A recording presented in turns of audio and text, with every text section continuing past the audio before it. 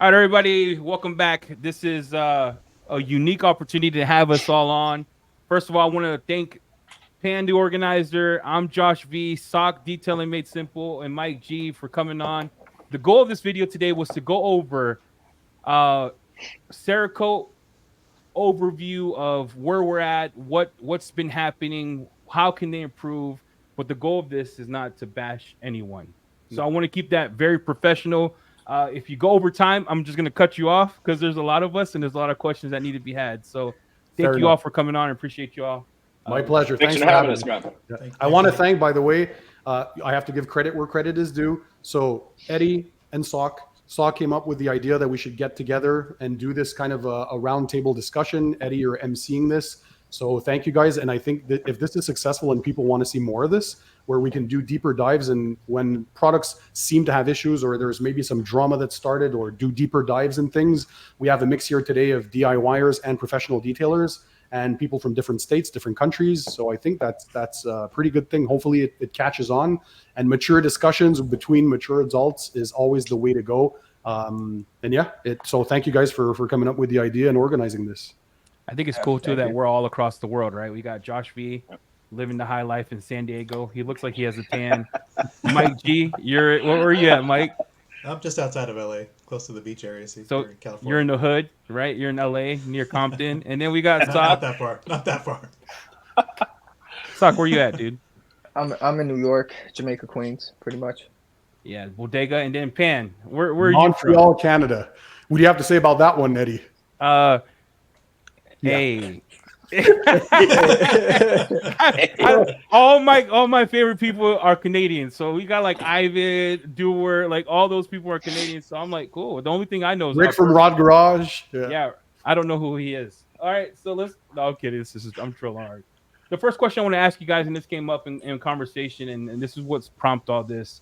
And then if it's okay, we'll start with Josh V, and then go in the circle here. But the backlash against Cerakote has been severe. Josh, what kind of backlash have you had, and how have you navigated those waters, man? And regarding, so the biggest backlash that I've faced is my interview with the president and CEO, Brian. Just because some people thought, like, and I can understand, right? Some of the claims of the hydrophobic properties on the door panels of these cars that have been coated are sheeting more than beating, right? So that's the biggest thing there. And I think some people think I was being soft with him, but honestly, my whole experience with the product at that point was installing it. The installation is phenomenal. The gloss, the slickness, all that was fantastic. Other people that had been ahead of me on actually starting to test the product were having some mixed results.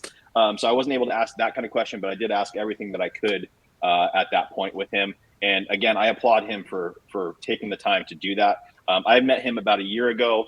The guy does not want to be on camera. When I went up to their facility and toured it, he's like, "Hey, make sure I'm not on camera." I was like, "Yeah, no problem." So the fact that he did that, I was shocked that he said yes to it. And yeah, I really appreciate it. Everyone at the brand is incredibly nice.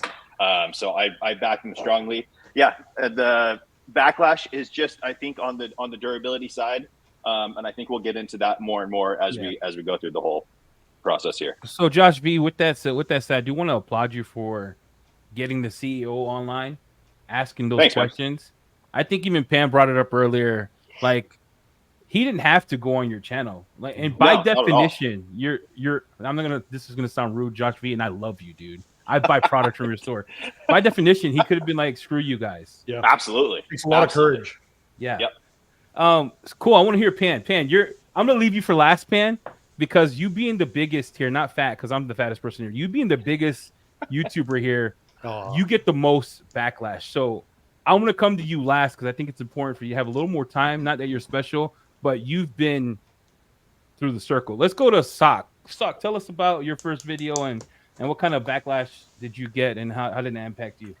Yeah, so pretty much most of the backlash was really on the second video when I did the 2-week update video, and with that, with the water sheeting and stuff, pretty much a lot of the comments in there were saying installation time, or I didn't let the product sit for 5 minutes, or I have to shake the bottle like a shake weight for 30 seconds every single time I reapply it Yeah. onto an applicator. And I'm just like, that's not the premise of shaking the ceramic coating bottle is for the opening part. And then if I'm shaking it every 2-3 seconds after after a minute or two, that means that it's well dispersed. But that's pretty much really where I was getting it. Is it's just sheeting, it's not beating as I wanted to. And a lot of people are saying that it's the installation that we applied it wrong. So that's pretty much the backlash of it. Is just is user error, it's not the coding. And that's pretty much the backlash that I have. I applied it wrong, and then I remember that one time Pan came in the chat. He set me straight. I'm not gonna lie, I did. I put it on. I saw it like turn like rainbowing. I was like, oh, it's time to go. And then Pan's like, dude, read the instructions. I go, I have no idea what he's talking about, but I went back, took the instructions out of the garbage, took my fat butt out there, repolished the door. Yeah, it's 5 minutes, guys. Wait 5 minutes. That's my experience. I didn't get any backlash, and if I do, I'm pretty savage. So I just tell people how I feel. I'll move to Mike G because my backlash, I didn't have any. I just let coding speak for itself. Yeah, for me, it's the application again. People were saying you didn't install it right, you didn't shake the bottle, you have to shake it every 30 seconds before you move on to a different panel. Like when I did my door, I did the top half, and then I put the coating down, and then I let that do its thing, and then I moved to the bottom part of the door, and then somebody came in the comments and says you're supposed to shake it again for 30 seconds before you go back to that panel. I was like, that's just for the initial opening that Sock mentioned. And they do say it prior to starting. Exactly. This is where the 30 seconds is. So it's good to shake it. I shake it every panel, but not 30 seconds. But before you start, that's where the 30-second comes in. Right. And that makes sense, right? But 30 seconds every time is little. So I got a lot of backlash there. And then just the overall, it was not applied correctly. And the curing time, as far as like the temperature, you applied it outside. It didn't have enough time to cure, that type of thing. And it was like mid-60s when I applied it outside. So Degrees? It wasn't horrible. 60, yeah. Dang, Fahrenheit. bro. That's nice. So I do want to say a couple things with you guys, and I think it's I'll make this comment and give Pan the floor. Making YouTube videos is hard. People don't understand that. I didn't understand it. I don't even understand how Pan does 2 videos a week, or how I'm Josh V is over here giving away the world every week. Or Mike, you work at Rayon, so your job is that boom, boom, boom, boom, boom, and then Sock working at 2 a.m. doing it. Making YouTube videos sucks sometimes. It's hard. It's difficult. It takes a lot of time. It takes a lot of time to edit. And if you care about how your videos look, you take a lot of time in your room in the dark with headphones on, a DAC just to get the monitoring right. People don't understand the struggle. So I applaud you. Pan. Yes. This question. On the backlash, luckily on my channel, there hasn't been that much negativity because I think at this point we're getting close to 1 million subscribers. They know me. I've been on YouTube for almost 8 years. So my viewers know my style. They know I'm thorough. They know even when I introduce a new product, it might be good initially on application because that's what I got. When I tested the product at their facilities, I was able to, and Josh, I'm sure they did the same with you, like do whatever you want. So we applied it, we had fun, and on initial application, that's one thing. We can't only say the negatives. Let's be honest, gloss, slickness, and ease of application for it, insane. So I was very, very happy with what I saw, and I was looking forward to do my tests. And they actually applauded that, and they said, you know what, this is Cerakote. They said, Pan, we know you're going to test this, and we know you guys are going to be testing this, and we're actually encouraging this. And that's what they're saying in their pamphlets as well. Put us to the test. So they knew I'd be very thorough, and I'm going to do my regular style videos. And well, that's what I started doing.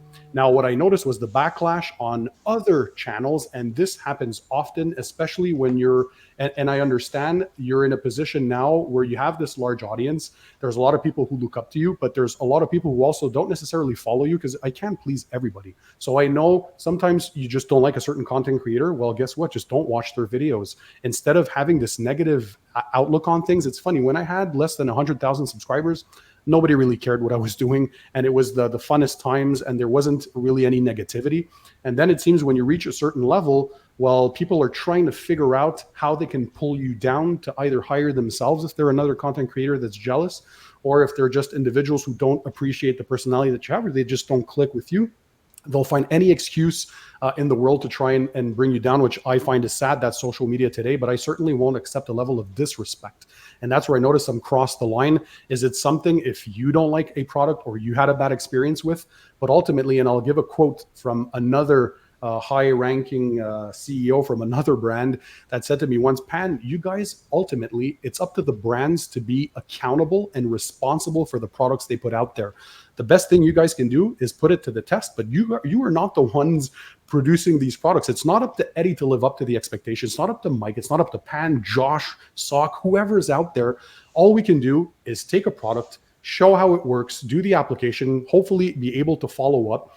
And you can have it both ways as well. There's a lot of viewers who absolutely want to see when something is new out there. I want to see it, right? I want to hear about it right now. So the stuff at SEMA, a new product that's released. So you can't say that you want something new and know immediately about it, but don't give us the time to do some real world testing. So this is what has happened here now. A new product is out and the claims are pretty good. They're not outlandish like some have claimed, because I went through their entire pamphlets and I made a video on that in my 1 month update. There's nothing outlandish, nothing different than anybody else will do. But they are disrupting, and that's, I think, where one of their mistakes were. And maybe they went too far in saying that they're trying to disrupt the industry. I'm sure that frustrated a lot of people out there. There's a lot of financial incentives from others. They're cutting middlemen out. There's a lot of things that happen, and that's not up to us to own up to. That's up to the brand to own up to. So what we started doing is doing some real world testing. So now that some have seen a few for some reasons, and I hope we're going to dive into that in this video, some might not, some applications or conditions we're in, there's something definitely up, because it's not normal after a month to see some changes in hydrophobic properties. I don't think Cerakote ever said in their minds, let's go out there and put out a bad product and have these detailing channels the opportunity to rip through us. Like, I don't see how that would be possible for such a large brand, and they're reputable. They've been there for like 20 years. It's not only their detailing line, which is small and new, but they have their trim restore kit that has been around for a while now and that's doing well. But they're large in aerospace industries. They're in the firearms industries, military. They do a bunch of other stuff that they're highly known for. So the backlash I've seen on these other channels is, well, some people who haven't even tried it, first of all, are just giving their own opinion. How can you have an opinion on something you didn't try? That one guy. We won't mention names here, Pan, No. but I do want to say to everyone in chat, like, when you use someone's face, don't use it for wrong, because that's the dumbest thing I ever seen in my life. You know, that's like me putting Josh V's face on my Instagram and putting his post on my post to get views. Don't be stupid. I mean, don't be dumb. That's dumb. Writing on other people's coattails, because the videos did super well and popular. It's sad, but sometimes people just want to write on that. They'll slap my face on a video and try to stir more drama, and yet they haven't even tried the product. Like, what are you trying to do here? And that video gains more views than all the other videos you've made. Come on, man.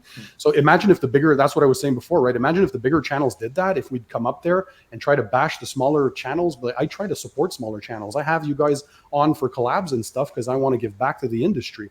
But let's get back to so that backlash that I've seen is, there's starting to be, and we can't say that it's not happening. Some have had some changes in hydrophobic properties, and myself included. On the hood, it's been doing super well after the month.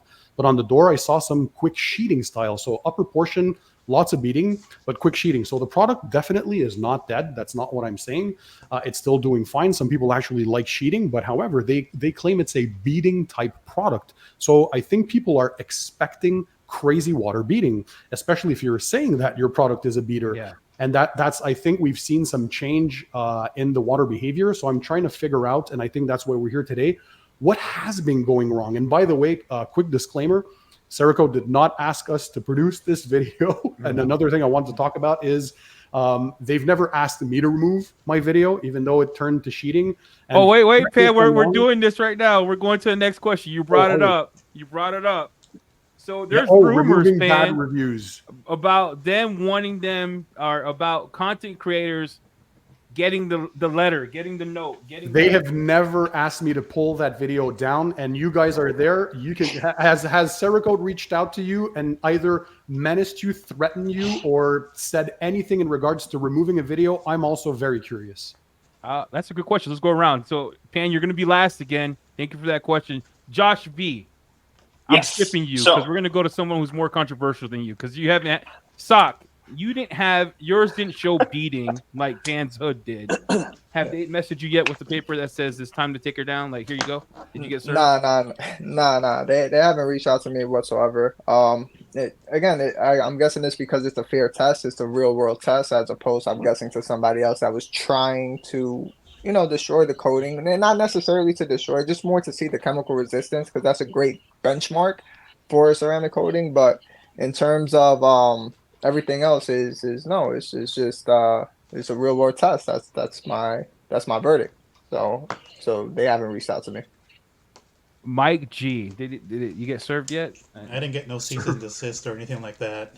The only time they actually reached out to me is when I posted the photo that I received it, when I posted on IG, and they said, we're interested in hearing your feedback on it. But they didn't reach out to me after I posted that video, and it's still up. I did 2 videos on. I even put it in wrong. Didn't come in my chat. Like I installed it wrong. Didn't come in. You're right. Didn't say nothing. And then I redid it. I didn't get the paper yet. And then if they do, I'm gonna be like, I don't live here. I don't know who Eddie is. And see, I think that's a testament to, I think sometimes there's some drama created when we don't stick to facts. And if there's something that will show us, prove to us what you're claiming out there. I haven't heard or seen any actual evidence of them lawyering up or threatening or asking that. Anyways, at least on my side, I can talk for myself, and you guys have said for yourselves, there's absolutely no threats. And if you did something honest and truthful, I don't see why. I don't even think you can have somebody remove something that has been done correctly. So you know what? You touched a good point, Eddie, that chemical resistance. I think that's a big one. So I always say that chemical, and I've done chemical resistance tests on my channel, so I'll talk about mine. And I told my audience recently, if you guys remember, I always say these are for entertainment purposes. When you're going to the extremes of using wheel acids, wheel cleaners, and you're rubbing it in and you're doing everything possible to try and see if they're still beating in the end. Now, although those might be for entertainment, what I still will acknowledge is that you do want some form of chemical resistance. For example, if you're going to wash your car, obviously you want it to resist at least to a pH neutral shampoo. But I myself, for example, living in winter, I will use those alkaline snow foams in winter to degrease the surface, remove the grime. I will use something like Carpro Descale, for example, which is an acidic pH, close to pH 6. Don't quote me on that, but somewhere around there, to remove any mineral buildup, because not everybody has the chance to have a water deionizer like I have. So some of my customers, sometimes they'll come in with clogged coatings, because yes, that can be a thing. There's this film, this grime that builds up, or mineral deposits. You want to be able to use a mineral deposit remover. So yes, I do want still some resistance to chemicals. That makes sense. I'm going to use an iron remover to do some chemical decontamination every now and then. I'm sure you guys do the same every 3-4 months, or as much as you have brake dust accumulation, potentially some tar remover if you have some tar deposits. So of course, then I don't want the coating to fail. So is there, like, what's your opinion on chemical resistance? What are you expecting out of chemical resistance? We'll let Josh answer this first, the bad review ones, and Pan's question, because I think that's a good question. Have you served yet, Josh?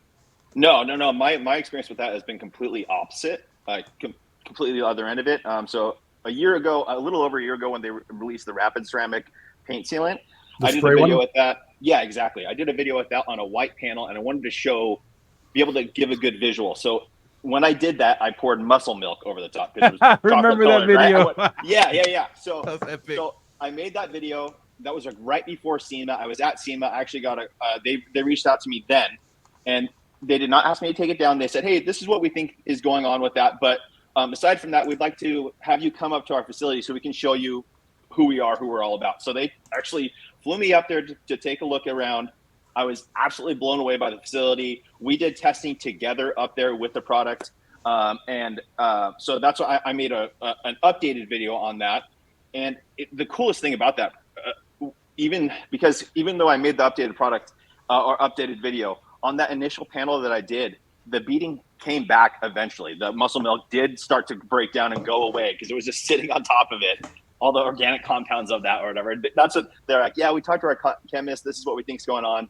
And I was like, yeah, that makes a lot of sense. So I actually did take that video down, but on my complete own accord, they did not. When I was up there, like, hey, we would never ask you to remove a video, but I did it on my own because I didn't want to spread any false pretense.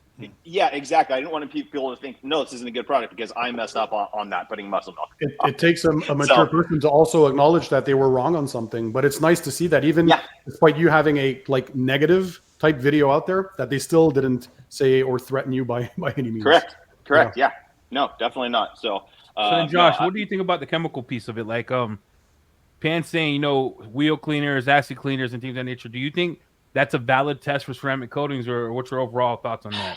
Man, I think it's kind of hard because some ceramic coatings will fight that off, right? So when you're doing it side by side with another coating that may have that high pH, low pH resistance built into the coating, it's going to show bad because the other one's going to fight it off versus this one may not.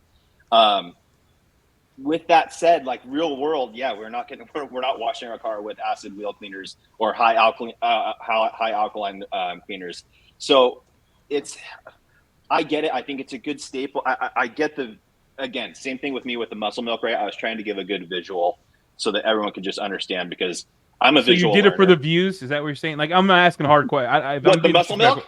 Yeah, because I was like, this guy's a savage. Like, who does that? Right? No, I'm just really kind of a moron and thought this will be good because it will be able to show on a wide panel. That was really the end of it. So yeah, no, it was really just, I thought this will be a good visual. And that was it. Let me say something about the chemical resistance test, because sometimes I did one, I remember on my previous BMW M550i, I had OptiCoat Pro Plus applied on that one, and I knew it couldn't be any error mistake because Ivan LaCroix, so he's a good friend of mine, he used to be the vice president over at OptiCoat before. And so we had applied it on my vehicle, and I decided to do a chemical resistance test, and it was sailing through a few of them. But then one of the chemicals, I don't remember which one was it, Citrol 266, and it was one of the stronger ones, actually like destroyed the coating. And now I don't think there's any doubt that OptiCoat Pro Plus, and it was doing fantastically well for years on that car, no problem. And all of a sudden, boom, a 30-second test, there we go, destroyed. So I reached out. I'm like, Ivan, you said that this coating was resisting pH 0 to 14, the entire pH scale. So couldn't you throw anything on it? There's sometimes some chemicals, because you can't obviously test everything that's on planet Earth. There are sometimes something that can scar a surface or leave some either permanent damage or temporary damage. So he says, in this case, Pan, don't worry. This is probably something that's just scarred, that left a temporary mark on the surface. So you're shocking the molecules on the top portion of the coating, and keep washing it regularly as you normally would. Don't necessarily add any toppers. Just use a pH neutral shampoo. And over the coming weeks, it should come back. I'm like, oh yeah, let me put it to the test. And I did, and it came back, and I put that update in that video. And you could see that, yeah, the beading came back. So the initial thought too is like, oh my God, it's dead. So sometimes the initial thought of a chemical resistance test is it looks dead, but you have to follow up. Is it maybe something that's still on the surface, something you didn't neutralize? Is it masking or putting a veil on top of the protection? There's many variables that you can't account for. So unless you're a scientist and you can explain these things, at the end of the day, if you're just a person with no actual science background and you can't explain and you're just testing stuff and it doesn't work, it doesn't mean because the coating actually failed. It can mean that it failed, but you can draw hard conclusions. I think that's one important thing. So yes, we want the coatings to resist chemicals for sure, but it's not also because you see a negative test that it necessarily means that there's nothing left on there. You can revive coatings. I've seen people do that, and they've owned up to their own mistakes where a coating was dead on a panel test, and this is on other channels, and they came back and said their viewers were saying, no, it's impossible. We've had good experiences with this. There's something wrong. Did you try and neutralize it? Or sometimes you can use an acidic type product or mineral deposit remover to kind of revive them. And so they would try that. And Sak, you know a bit about that because you use the same methods as I do, right? Acidic, a higher alkaline. There's some shifts you can do in chemicals to bring back stuff. And then you're using a water spot remover, and all of a sudden, boom, unclogged, and it came back. But if you only rely on your initial tests and it's clogged, you're like, oh, it's dead. It doesn't always mean that it's dead. So you have to take these tests with a grain of salt. Like you can take my videos too with a grain of salt. Like any videos you see out there, at the end of the day, it's up to each person to do their own tests. Before I started my own channel, I used to test my own products because I want to find out what is good out there. But most importantly, what works for me. When I hear now, real world. What does real world mean? Is Josh the real world? Is Pan the real world? Well, that's the thing. The real world is your real world. Your conditions are not identical to mine. My minus 30 degrees Celsius temperatures and 12 inches of snow in a day type weather, obviously in Cali where Mike is, it's not the same thing. So you have to figure something out or find a product that works for you. So ultimately, you can do your research, look at the videos, look at the literature, but do some testing, test a few products, and ultimately it's up to you to make the purchasing decision. I don't think anybody puts a gun to your head and forces you to buy anything out there. Only when my wife wants a coach purse. Sock, what about you? Where are Yeah, we at so with the question? so pretty much what the question is, I want to touch up what Pan pretty much said about the chemical resistance, right? So in terms of not all chemicals are the same, like battery acid, for example, is the pH of 2. But if you put that on a coating, it's going to kill the coating. But yeah, we have water spot removers that are dedicated for cars, and Descale, Purifica from Labocosmetic, all these water spot removers are on the pH of 1. So it's meant to unclog the coating. So that's something Yes. that a lot of people need to realize that there's different types of chemicals that will destroy coating, and it's not meant for coating. So that's So really what I'm going that's to an touch on. excellent point on pH. You can't only rely on pH level because you're right. There are some products that are low on pH that won't do some damage. Some are just pH 4 and will do some damage. Look at iron removers. The majority of them, people don't know this, but look at CarPro Iron X. In the bottle itself, it is a pH neutral product. Now, that doesn't mean that it's not strong because it can help to dissolve, not dissolve, but change the appearance of the brake dust. So those are jagged edges. When you spray the iron particle remover on it, it's going to make those jagged edges oxidize and turn rounder, hence more soluble in water. You can flush them out. So a pH neutral product that becomes, with an exothermic reaction, slightly acidic, only slightly acidic once it reacts on the surface, yet still that's some powerful stuff. But in the bottle, it's pH neutral. So you can't always rely only on pH levels. Same thing that's a very good point.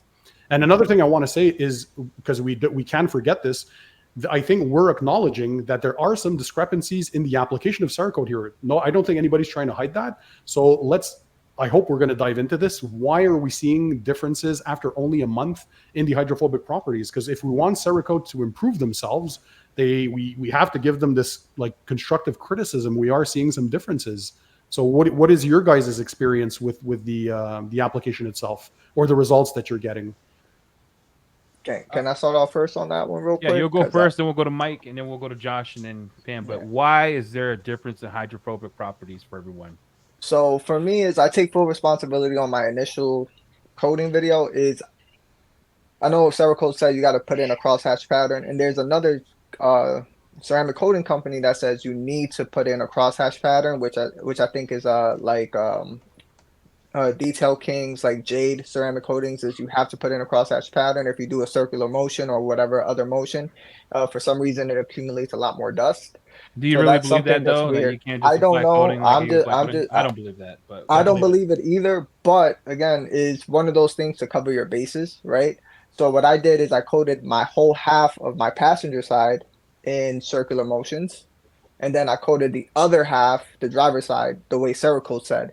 I haven't really seen any type of, one is lasting more than the other. It's just more of, that's about it. I just feel like the application process is super easy, but I don't think we have to do crosshatch patterns to get Were the you same were you results. in colder temperatures? I think I remember you saying I 50 to was 60 Fahrenheit or yeah, something.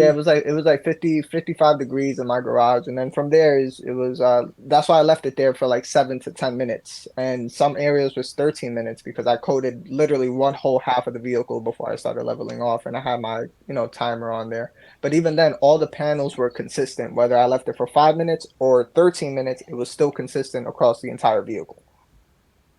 So maybe there's something there with because I think you've seen the change from crazy water beating on the initial rinse, and then it changed to a bit of sheeting, right?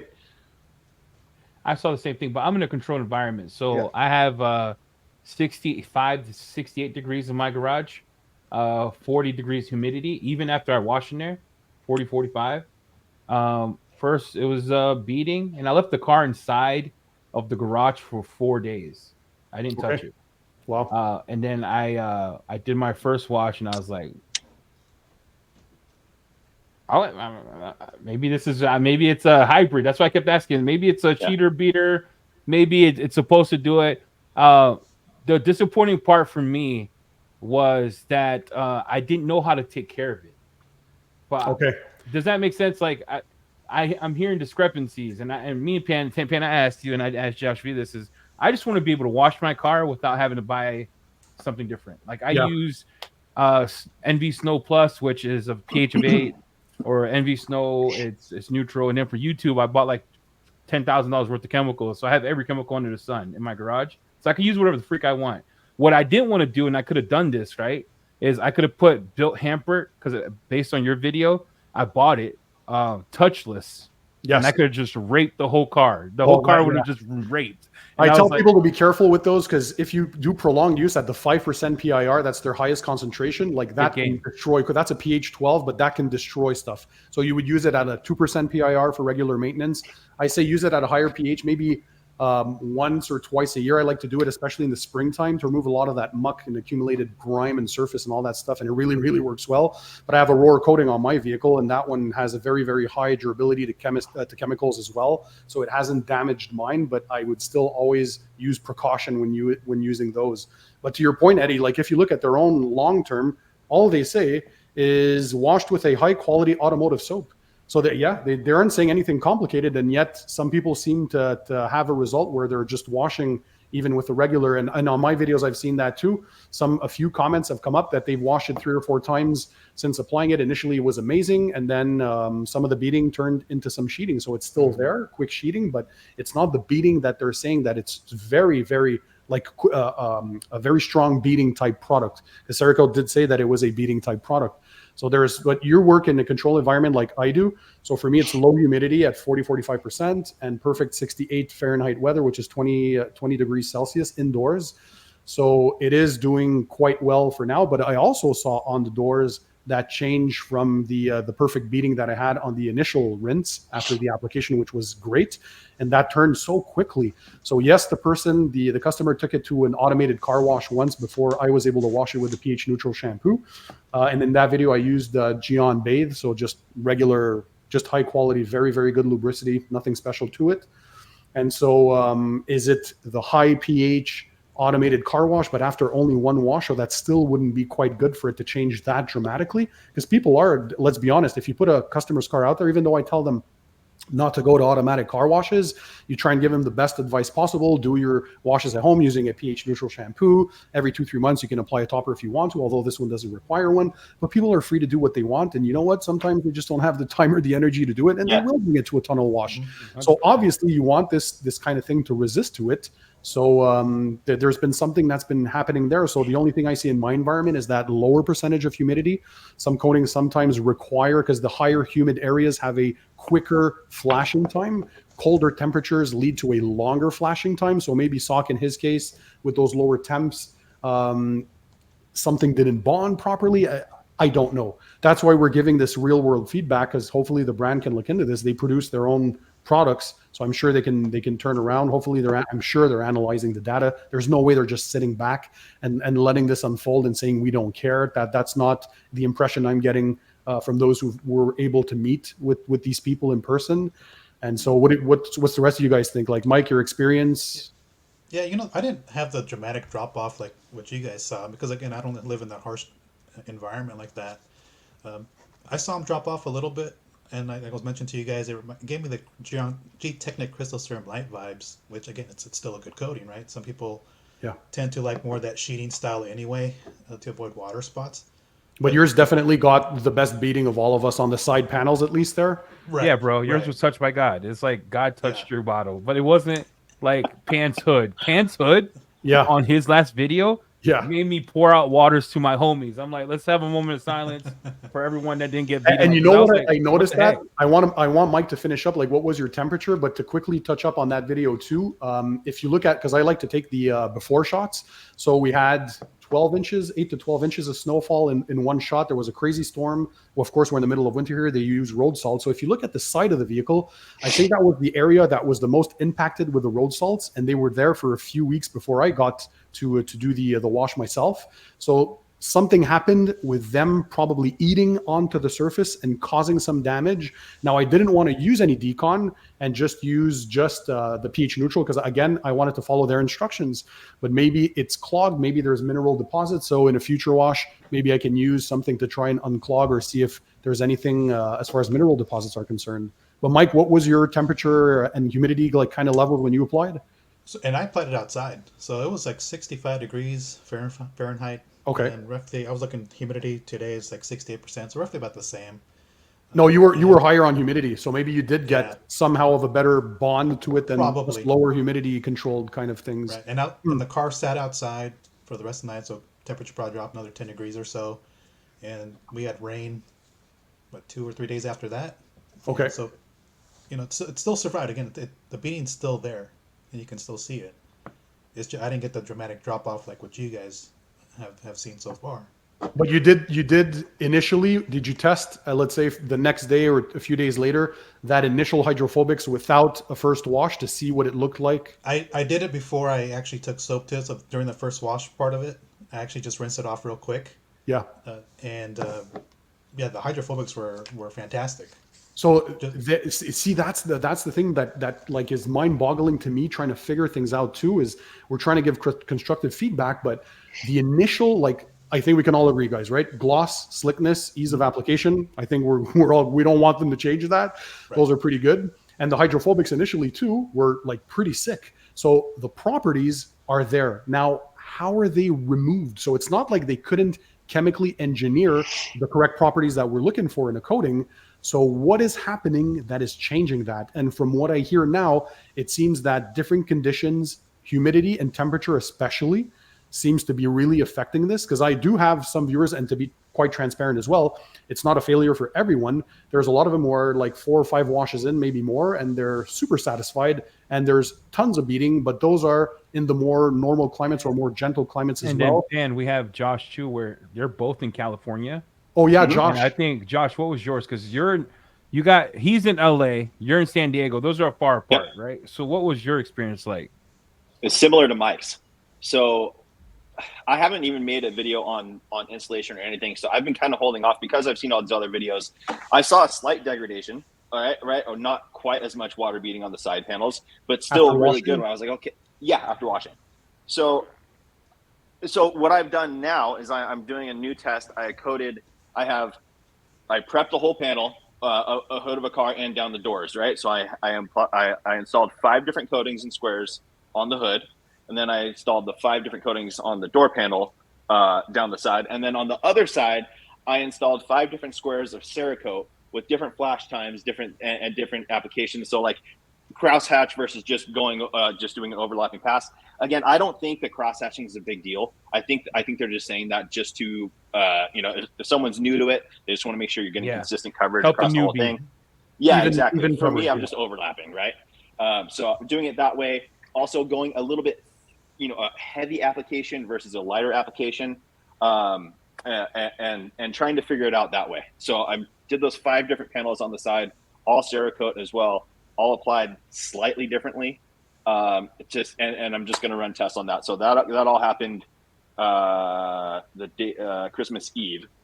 I did that. So, my first test will be coming up here soon, but I'm not going to release, I want to do a full video of like the installation of it, first wash, and then probably a month out, so that I'm just trying to really wrap my head around it as well. Cause it is confusing. Why is it changing? And my initial thought was that it's clogged. Should it get clogged that fast? No. Right. I don't think it's clogged.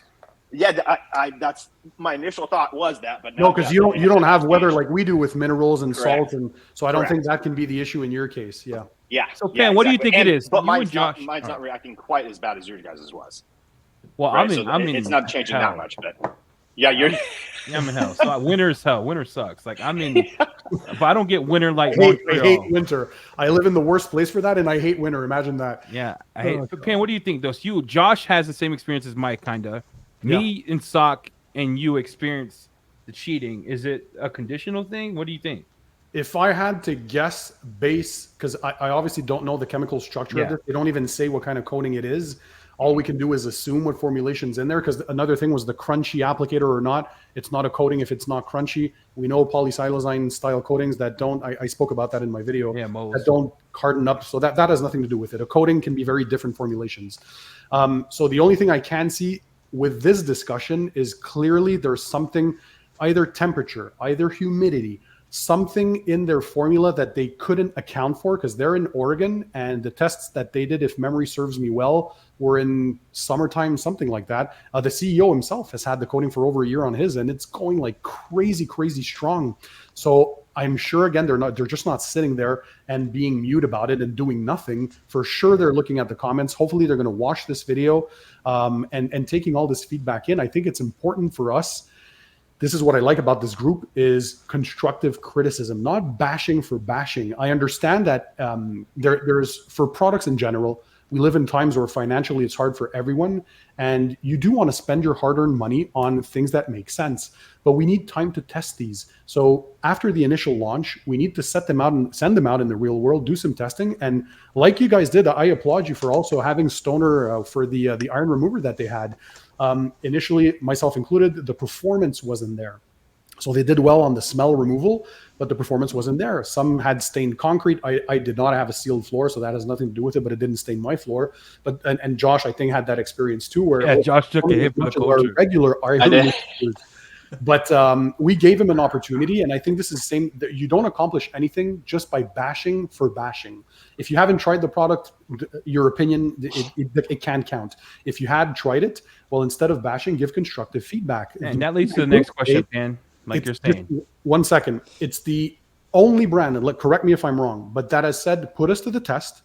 We're offering it for free to professional detailers out there, including if you're in the US, you get the shipping for free.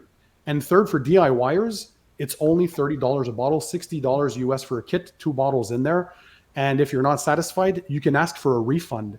I have never seen that done. So they know they can own up to their mistakes. I'm sure if there's anything wrong, they won't not only tweak the product because they can afford to do it. It's their own brand. And by the way, they're not a publicly traded company. He said that in your video, Josh, and I really appreciated that. So they're not, they don't have to answer to anybody. They're not there to make profits for this bigger conglomerate that purchased them and so on and so forth. They're not publicly traded. So they spend their own money. They do their R&D. They can turn around. They have their own chemists. And I'm sure they'll look into this if there's improvements to be made. And if there is, everybody who had either purchased the product or got it for free, I'm sure they're going to make it up right, because that's one thing I noticed about the CEO. He will take responsibility, and he said it straight out. Like, if there's anything bad about our products, we want to hear of it. I'm at the head of this business, and I want to make things right. I don't think he clearly were bad, certainly, in doing this. Yeah, they ruffled a lot of feathers because it's an inexpensive thing, and they're offering it free for a lot of professionals out there. And they wanted us to put it to the test, and that's what we're doing. So we need time to test, and we need time to give feedback. But ultimately, I think the financial risk was little to none. So yeah, there's a bit too much drama around this. I certainly don't like doing that on my channel, and maybe some live off the fumes of drama, but that's not one thing I like or appreciate. Everybody, if they did a mistake, as long as they live up to it and they can correct themselves, just like other brands are allowed to, I don't see why we'd make an exception here and just knock to bash. Give them a chance to make it right if there's something to be made. And I think here the consensus is that seems to be some discrepancies as far as temperature, humidity, application conditions, that kind of stuff. So what do we want to improve? For me, gloss slickness, 1 layer system. Let's not forget that, and the low curing time. I want them to keep that for sure, and it's also they're very low price. So one thing they have to improve on is definitely look into, is there anything going on with the application? Is maybe the 5-minute curing time not the good curing time? Is it not bonding on? I don't know, but for sure their chemists have to look into this. You have to go with a scope of different conditions where people apply it. And now I think we can see this and look into what is going on. Please come up with a revised formula if there is an issue. So I want to wait before we go into this question, because I want to take a step back to something, not to take us 3 out, this triangle here, but you two have some of the biggest YouTube channels out there, right? Pan, you're approaching 1 million subscribers. Congrats, by the way. That's Thank the you. grind. That's Thank the you. grind. Thank you. Josh V, you own a business. You run a detailing thing. You're grinding this out. You make videos. You told us at night, like you're out Yeah. there popping Adderall, making it at night. Pan's up until 4 in the morning, Yeah. making videos at night. Yeah. I want to get this question out the way so we can focus on the last question of this podcast, and we're approaching an hour, so we'll keep this question 2-3 minutes. Are you all in Cerakote's pocket, right? Because when we hear, well, they're defending them, they're doing this, they're doing that, you hear it all the time. Well, they're getting paid to say that. Yeah, I can answer that very quickly. I've touched on that so many times. It's getting old now. Yeah, it is, Pan. I know, but I have opportunities with a channel this size to do sponsored content with brands, and when those videos are sponsored, like the tour video that I did over there, I clearly disclose it. And as per FCC rules and regulations, this is the law. This is not something optional, and I abide by that. And people have the chance to either click away if they don't want to watch a sponsored content, and they can watch if they want to. But I still always guarantee that I will give proper information. You're going to have access to things like application. There's always something you can still take away, but it's up to you to decide if you want to watch the video or not. I think because I always see this, right? Yeah, well, I have a small channel. I don't do this kind of stuff. Well, yeah, because you won't have the opportunities. Not to knock on smaller channels. I was there once with 0 subscribers. I think the first sponsored video on my channel was like at 150,000 subscribers. So it took a long time because brands, obviously, they won't partner up with these kinds of things with the smaller channels. Another thing, don't forget, sponsored content can also be just a free product sent to you, because technically, by definition, if you do get a free product, you're supposed to mention it, so there's no bias in there. So there's supposed to be that tab that appears. So I always put that tab of the paid promotion. I disclose it in the video, and there's also a disclaimer in the description. The 1 month update, that is not a sponsored video. They didn't try to pay me in any way, means, or fashion. And again, I'm very transparent about all that with my viewers. So that was me, that I like I always do for updates on videos. And in the past, even when people say, yeah, well, what's the purpose of, well, obviously you had a sponsored video, so it's going to do well. No, I've had sponsored videos in the past where a product did well in the first year, and in the second year, it did not live up to my expectations. Maybe for some others, it was doing better, but I had to remove it from the Car Detailing Products Awards video because, well, if a product doesn't do well over time, it can also be demoted. And there are other times too, I always say, if I was biased for that, because I like to still think I'm open to all brands. No, I'm just not sold to one brand. Take CarPro, for example. They've never sponsored a single video on my channel, not a and single you love their thing stuff. spent ever. And yet they're the ones who have won the most first places in all my awards video through the years. The proof is right there. People can watch the videos. So if I was so biased, why wouldn't I always pick just the brands that I had sponsored content with? So that's how I promise my viewers that regardless if I have these opportunities on bigger channels, and this is not just detailing, it happens all over YouTube. It's normal for big channels to have opportunities. So I think it's unfair when people try to bash on that. It is, well, they're free to have their opinion, but I'm still human at the end of the day, and I try to do things right. And I think there's a reason why, after almost 8 years of YouTube, I have this large following of people, is people have trust in my opinion. And they know if the Cerakote product doesn't do well over time, or somehow there was a flawed formulation and they come up with an update, they're going to find out all of it. I have no problems saying that a product is not doing well over time, and the proof again is there. If a product doesn't do well, I'll say it. If it does, it does. But until we test, guys, we need time to test these products. So that's what I'll say on that. Thanks, when man. I do sponsored content, I always disclose it. It's up to people to decide if they want to watch or not. Josh B, you're approaching 100. Well, you're at 150,000. Congrats, by the way. Last time Thanks, we spoke, you were at 148. Well, yeah. So you're doing God's work. You're not big BDE like Pam, but you're getting there. You're almost He there. is. Right? That's a huge step. Yeah. So let's talk about yours, because your last video brought some drama too. Not just Pam's, right? You two. What are you in their pockets? Let people know. No, not at all. I've never taken a dime from them. Well, I take that back. I guess they paid for my flight to go up to their facility and see it. Outside of that, not at all. I have to say, the reason I think people may think that I'm defending them is because I have been there. I've met everyone there. They are seriously some of the nicest people. An unbelievably impressive facility. And I can't imagine them coming out with a product that's not good. So if there is issues with different climates, right, where they're having issues, I'm sure they're addressing that immediately. But yeah, no, never taken $1 from them.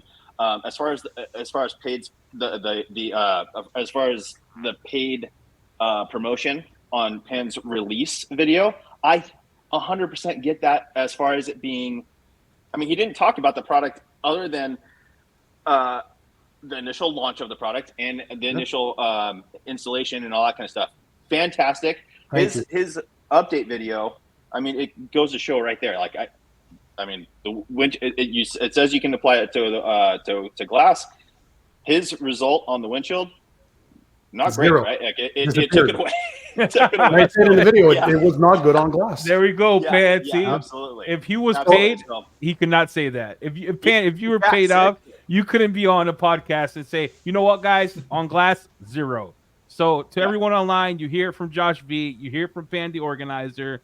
We're gonna put that to bed, and then we got one more video. I didn't ask you two because I'm gonna be honest, you two aren't getting sponsored for a long time. Okay, us three, we got a while to go. This is. Hey, by the way, Eddie, hopefully you guys get that opportunity to one day, because there's a reason why the bigger channels paved the way. And in the Creator Summit at the Car Supplies Warehouse, we had a big reunion, and one of the main talkers was explaining one day that the influencers at one point, we have equipment, we have expenses, we buy all these products, we buy all these tools and equipment. Heck, before I started my channel, I have spent tens of thousands of dollars on products and equipment in my 26 years, believe me.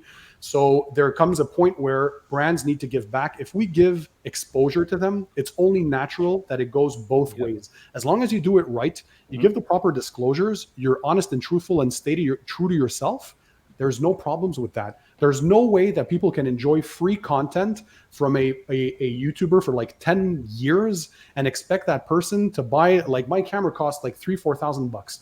I have another $5,000 invested in my computer. I bought some audio gear. I bought like all this stuff. You travel, you have to pay for some expenses sometimes as well.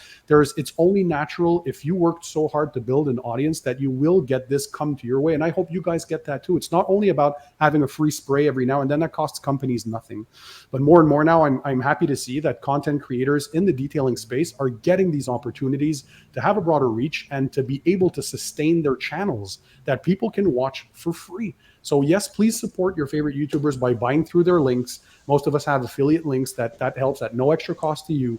You can subscribe to the channel, give a thumbs up, watch the ads that play, just let them play instead of skipping. That's one way you can give back to the content creator. If you enjoy who you're supporting, and it can be anyone out there, if you're enjoying them, show them that support. If you want them to continue doing the videos that you like seeing, like they need support. So any ways you guys can do that, I think it's welcome by anyone. So hopefully we help pave the way for the future generation of content creators as well. Because I was seeing this in all the other fields and it wasn't really happening in detailing. And here are these brands making tens of millions of dollars and there's nothing ever left for the content creator that gives them all this online exposure. Yeah, I think that's unfair. So again, as long as you do the proper disclosures, you're transparent with your audience and your audience believes in you because you're doing the right thing, I don't see any issue absolutely with that. Yeah, one real quick, I just want to talk about that. Cerakote launching this product, the way they're launching this thing, they're obviously putting a ton of marketing dollars behind it, sending it out for free to everyone, including shipping, all that kind of stuff. So, I get, they want to do the biggest launch they can. Pan's got a big platform, reaches a lot of people, so they wanted to do that. I mean, and honestly, guys, like a lot of people didn't know that they could get this coating for free and try it out until Pan's video came out, right? And the CEO in your video, Josh, said they're into 6 figures already, sending these out for free. So they're like, I don't think they would purposely send anything out with a chance for that big of a backlash if they knew it was a subpar product. It doesn't compute in my head. It doesn't make any sense. Yeah. I hope all you guys get the opportunity to go up there too, because the facility is like unbelievable. Yeah, and a few have been out there. A few others. Yeah, definitely. I think for us though, when they sent me the coating pen, at first I thought this is where this coating goes to die. But I tried it and I was like, I was like, they don't know it. They've never seen one of my videos because I'm the most brutally honest person in the world. I don't try to be a douche. I just me and Fine Lab CEO, we're friends. Like we talk on the phone. I'm testing their new Rinseless. So they took the feedback because I was like, bro, I don't know what you made. Like this soap stuff is not for me. Like, but it's I hope that Cerakote takes this last question because I'm about to segue into that. And then we'll start with Sock and go to Mike, go to Josh V and Pan. And then we'll end it here with this last question because I think this is what people want to know, right? Pan, Josh, Sock, I don't know what you're doing. You look like you're sleeping. And Mike's always serious. I'm there. Here's what we got. So if Cerakote could go back to the drawing board what would be some advice that you all would give? So, Sock, if they could go back to the drawing board, knowing how we did it now, how it's going, what advice would you want for the new coating if they do So remake it? So for the new coding is I want them to focus more on ease of use on a range of humidity and temperatures because there's a lot of coatings out there that you can apply it in 40-degree weather and it'll just bond perfectly fine. And I still like the raw coating ones, the one that I applied, I put that on and it's still going strong after 2 years and I applied it in 40-degree weather, you know? So that's number one. And then number two is a little try to advertise chemical resistance, right? Try to advertise chemical resistance in terms of for salt, right? We live in snowy areas, so you can make something that's much more resistant to the calcium and the salt that's on the roads. That's about it. In terms of ease of application, it's still slick, it's still glossy. The 5 minute window, it's a 50-50. For me, I could do pretty much almost the entire car, then come back, and that's about it. But all in all, just chemical resistance. And I know they don't want to say a durability claim. But even if you say you quote it as a 1 year coating, it's something that even if it's surpassed that, then it's good, right? Just having something with no durability claim is like you're just shooting the professional detailer in the foot without giving some sort of premise for the consumer that's buying it. So Let that's me They're ask so you a used to question. hearing years of protection, right? yeah. Yeah. I got a question to ask on that because I always like to play devil's advocate. Does it matter? Like if I sell my customer a coating, am I selling longevity or am I selling my work? No, Because you're okay, so you're selling your work, but at the same time, you're also selling in a premise of like, hey, I'm gonna put the ceramic coating. Yeah, I'm charging you X amount of money to apply ceramic coating, but I don't know how long it'll last. It'll last but at least having a claim.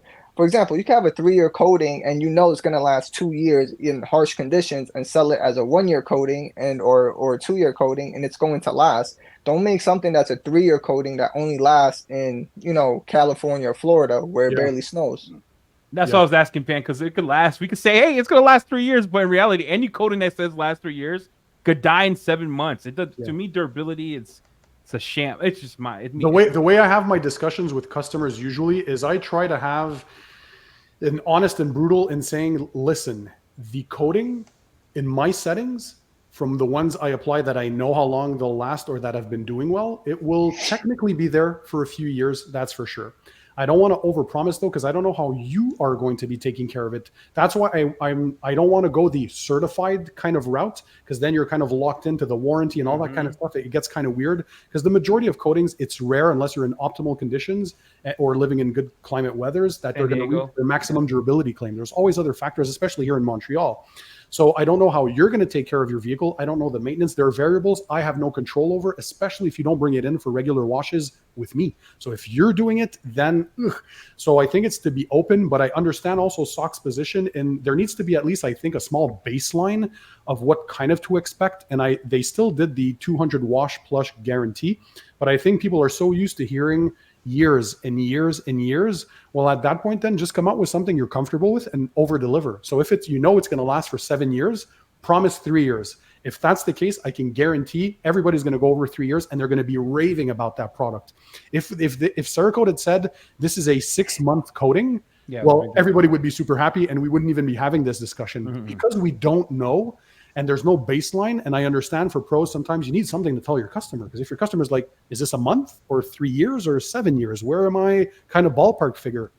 So to have that discussion with your customer, I think it might be important to kind of review maybe how they're marketing it. Although I applaud the fact that they're not promising these outlandish 9+ years that we're seeing now, or 7+ years. If that doesn't make the actual cut, who's going to test their coating for 7 years before they pull the trigger and say, okay, that's what I want on my car? Technology will have changed 1,000 times. So there's no way to know. So you need to give us a baseline of maybe what discussion to have.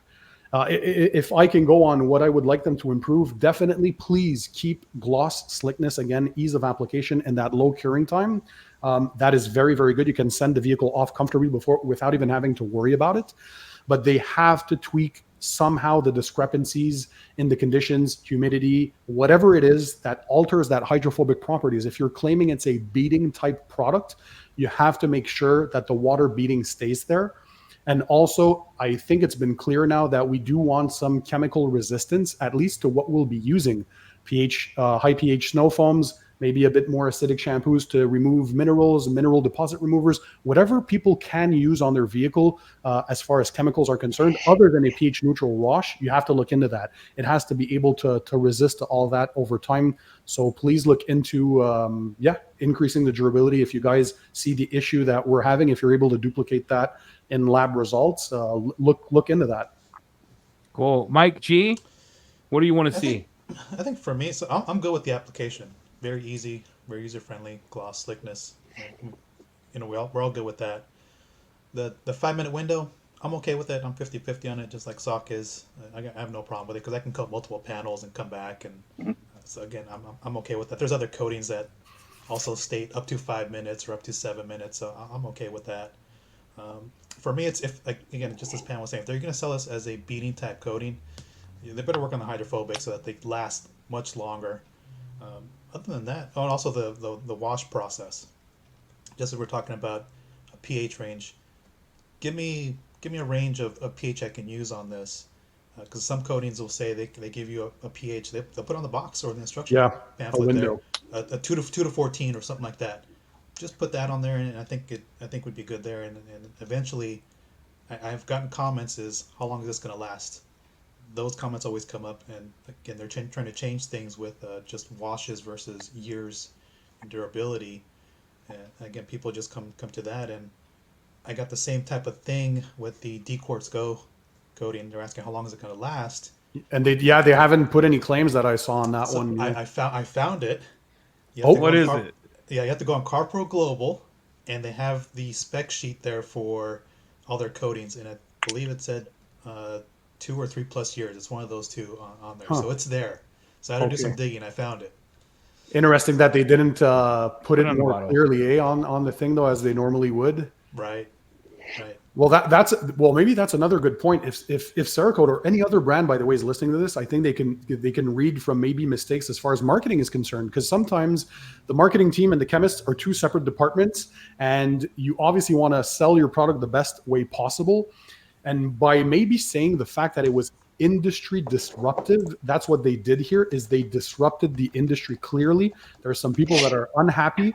Even if they didn't test it, they're still going to go against it.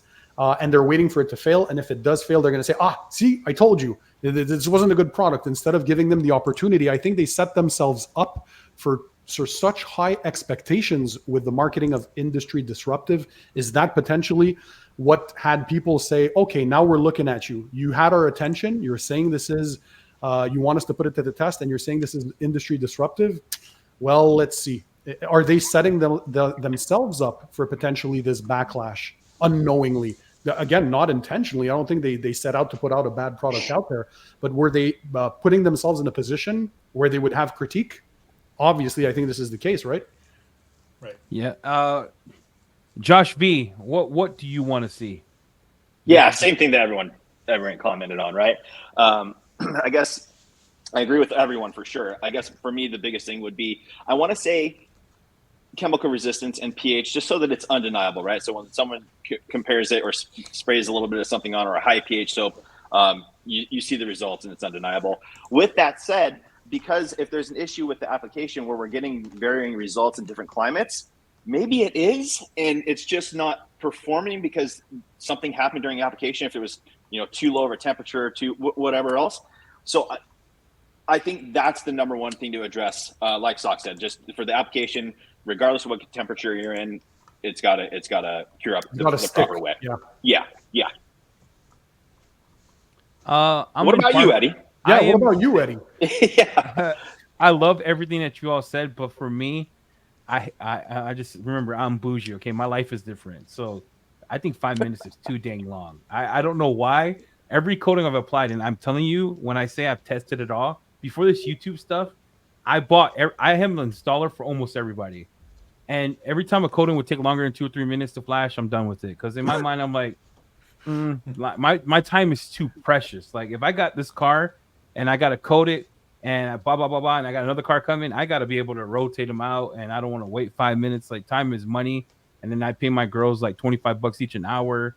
and then I got to worry about paying them. So that 5 minutes adds up, in my opinion. So if they can make it 1 minute, 2 minute, where it could flash and indicators, because I'm blind, like I'm so blind. Look, my glasses are so thick, bro. It melts my eyes.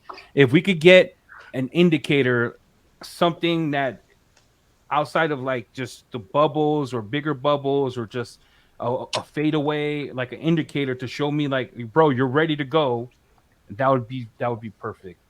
Eddie, I would quick say that question. too. Like with Geon Mo's, real quick. Sorry, Socks. Just with Geon Mo's, that sweating is a larger bead to me versus the Cerakote one. And for me too, the 5 minutes was almost like I had to wait for it to sweat at that 5 minute mark. So it was almost like the minimum. So I get it. You could speed it up. For me, it doesn't really matter because I like that I could actually just do the whole car and then go back. Yeah. But I get it, man. On a big It's truck, very forgiving, and thing. it won't harden to a point where when you're wiping off and you miss Yeah, that you window, you're freaking out. So at least on installation, it is very, very forgiving. I love the stress pan. I love I'm all about like high stress. So it's kind of like I rotary polish and cut a car. I do it because I'm bored of the DA, and I do it at speed 3, and I love the stress of a hologram. I know I'm weird, but I like the stress of, Keeps oh you my on your gosh, toes. get done, right? My mind changes. So if that's not a bash towards Cerakote, that's what I would prefer. If I could have the perfect coating, that's what it would be. But please keep the slickness. The gloss is great. Yeah. Change your hydrophobics to be a little more beating, and then I would say send it out to the people that have tested stuff, not to people who just want views, but send it out to Yeah. people who test stuff in different climates and have them put it outside, have them put it inside. Get back, send you your notes, because I can tell you right now, if I would have put this outside in 50 degrees weather like Sock, the experience would have been worse. Eddie, you touched on something. I don't know why we didn't speak about this. You're so right. So in this instance, Cerakote did not send ahead of time before the launch products to a few of the channels out there that could have done the testing. I know for myself, I'm sure you guys it's the same. And I know Mike is the same for Carpa. I think you got it before its actual release, the D quartz. There's a lot of brands who will send us products ahead of time. I've been part of development. If I look at Duraslick for their Holy Grail, I was on it for many, many months before they actually launched the product. So it was easy for me to give them feedback on multiple versions that they had as well, or many other brands do that too. So I can tell them straight up, in my conditions, nope, this didn't work, guys, or you have to go back to the drawing board. So better that they have that ahead of time and get that feedback, which they would have had instantly in less than a month. You would see those hydrophobic changes, whoop, lights up a light bulb. We can easily do the tweaks. I'm sure this is not something very complicated because they produce their own stuff. If you're a third-party blender, then it becomes harder because you have to reach out. And so they can control all this stuff because they're the producers. If they had done that and had all this feedback ahead of time, then when you're launching, so in this case, this wasn't the case. They had me over. All I had to rely on was my initial thoughts on my initial impressions until I was able to test. So the initial impressions and all of you guys, at least we can give them that.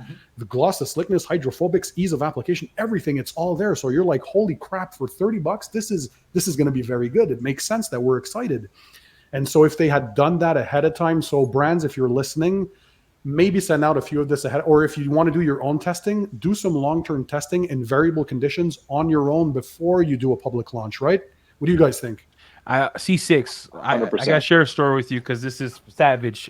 So Ivan knows me. Me and Ivan are friends. He slept at my house. We eat cheese together. So he's like, Eddie, I'm starting a company. I'm like, great. He's like, I need you to test it. So he sends me this C6 ceramic coating before they're about to launch. I put it on customer's car. Hey, I don't put it on my car. I get like customer. I'm like, hey, I'll give you the free bottle coating. You're just gonna pay me to polish your car. I put this diamond gloss. It was a 2-part coating for Ivan's company, and I get a call 11 o'clock at night from the customer because I let it sit for 15 hours. He picks it up. He's like, dude, there's sand on my car. I was like, what are you talking about? He said, there's sand all over my hood. He says it's gritty. He says, I put my hand on it. It's sticking. It's not. Something's wrong with my coating. You need to fix it. I start laughing on the phone with this guy. And I said, I told you before you left that this was a test coating. And you said, I want it. I laugh. He's pissed off. He comes to my house. Come to find out, the coating took 38 hours to cure. Oh, so I had to wet sand because this stuff that Ivan's coming out was gnarly. I had to wet sand the whole Jeep, and I put something else on because I was how long ago was this? Man, this was like I've been testing his stuff for like 6 months. See, so you had an opportunity to give feedback, and you certainly didn't bash the brand and come out with videos. And so I think that's maybe a mistake too, is some are too quick to release stuff, and then you're sending it out there. But once that's done, you never know what kind of feedback you're going to get. You don't know how people apply it. There's a lot of user error as well that happens often on applications. And if it's not user error, well, then it boils back to the formulation and the chemistry. Maybe there was something wrong in there. I was laughing the whole time, man. So was he able to correct the issue?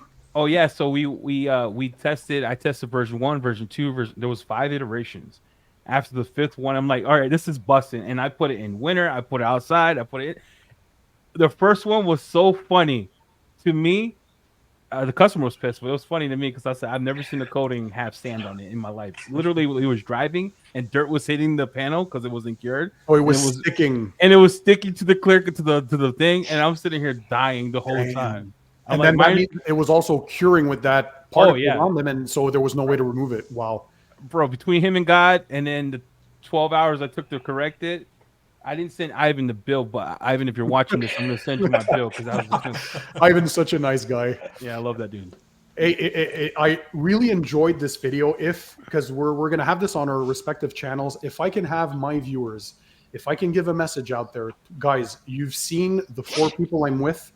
You saw how mature this discussion was, how professional this was, and how things should be done.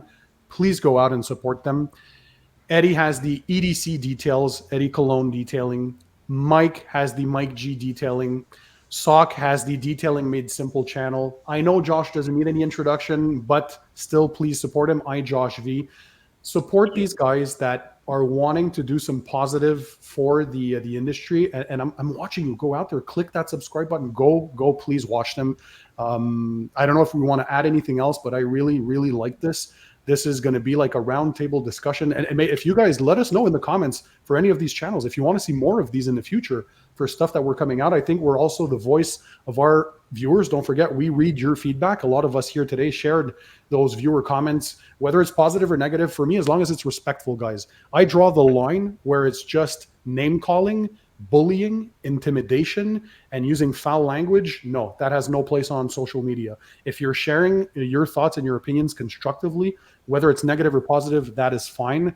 But if you enjoyed this kind of a discussion and you want to see more, let us know. Drop a comment. Feedback is important for us too, but I think we're the voice of our viewers, and hopefully we made Cerakote understand a few key messages here, and so they can improve on them. Because ultimately, if we want to benefit, whether as we're detailing pros or the end DIY user, we want those brands to succeed because we want those good products in the end. I think that's the entire point of the discussion, is we want something amazing for the money that we're going to spend.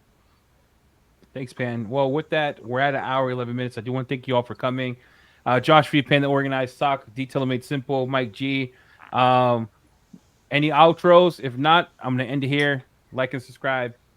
Just real quick, Sock, did you have? I kind of interrupted you on something, but did you have something you wanted to bring up, or? Nah. Oh yeah, with just quick. Just with Eddie's window of flash time. It's just more of like have a 2 to 5 minute window that you can remove it within 2 minutes if you want, but if it's 5 minutes or wait, it's not going to be an issue. So I agree with that, Eddie, on that. Like kind of the DIY detail coatings, right? They say 2 to 5 minutes.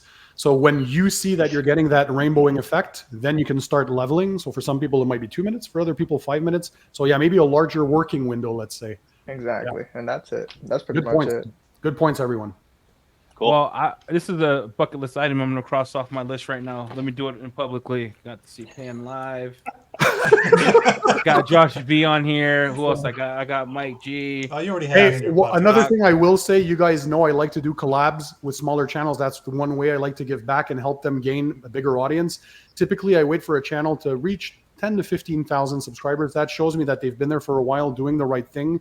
With what I'm seeing here, if you guys reach those opportunities, and I know you will because I love your channels, you can rest assured that I will be reaching out and having you do something cool on my platform, and then hopefully gain even more subscribers. I'm wishing everybody just the best of luck. You guys are doing great things. Keep on having that positive style attitude, even when we're not getting the results. that some might have wanted or might have expected. So I'm just taking notes, Pan, because I'm gonna hold you to that. let's do it. All right, everyone, take care. We're Thanks, out. man. Have a Thanks, good day. everyone. You all. Happy 2024, everyone. 2024. That's right. Woo. Right around the corner. Let's do it. All right, guys. We'll see you.